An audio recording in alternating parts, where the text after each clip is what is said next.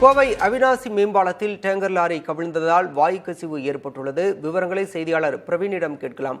பிரவீன், தற்போது இந்த tanker lorry எப்படி கவிழ்ந்து விபத்துக்குள்ளானது? வாயு கசிவை கட்டுப்படுத்த என்ன மாதிரியான அங்கு பாதுகாப்பு நடவடிக்கைகள் எடுக்கப்பட்டிருக்கின்றன? அங்கு அருகில் இருக்கக்கூடிய பொதுமக்கள், கடைகளில் உள்ள வியாபாரிகள் எல்லாம் அகற்றப்பட்டிருக்கின்றனரா? விவரம் என்ன?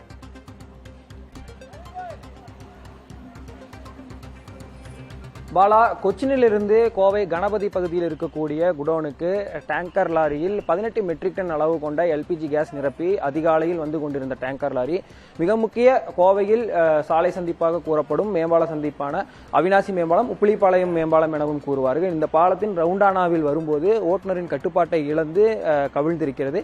வாகனத்தில் இந்த முக்கியமான அந்த ஜாயிண்ட் என்பது பிரிந்திருப்பதால், அதாவது டேங்கர் லாரியும் லாரியும் இணைக்கக்கூடிய அந்த ஜாயிண்ட்டும் உடைந்திருப்பதன் காரணமாக டோட்டலாக அந்த ஒரு டேங்கர் முழுவதும் கவிழ்ந்திருக்கிறது. 18 மெட்ரிக் டன் அளவு கொண்ட இந்த டேங்கருக்குள் இருந்து தற்போது அதிக அளவில் கேஸ் வெளியேறி கொண்டிருக்கிறது. அதன் வாசனைகளை நம்மால் உணர முடிகிறது. கிட்டத்தட்ட 3 to 4 மணி நேரத்திற்கு வரை இந்த ப்ராசஸ் எடுத்துக்கும் அப்படின்னு சொல்லியிருக்கிறாங்க. இது முழுமையா இந்த சாலை சந்திப்பை சரி செய்வதற்கானது.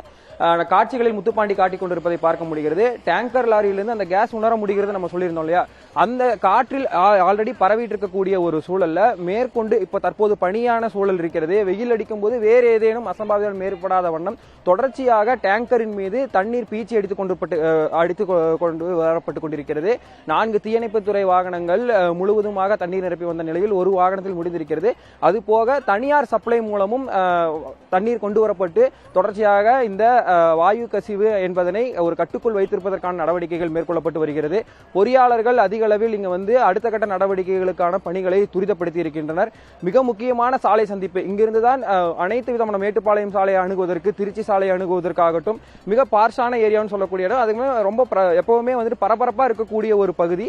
ரவுண்டானா என்பதன் காரணமாக முக்கிய சந்திப்புகள் அனைத்திலுமே பார்த்தோம் என்றால் முன்கூட்டியே காவல்துறை இரும்பு தடுப்புகள் வைத்து போக்குவரத்து இங்கு இல்லாத அளவிற்கு கட்டுக்குள் வைத்திருக்கின்றனர்.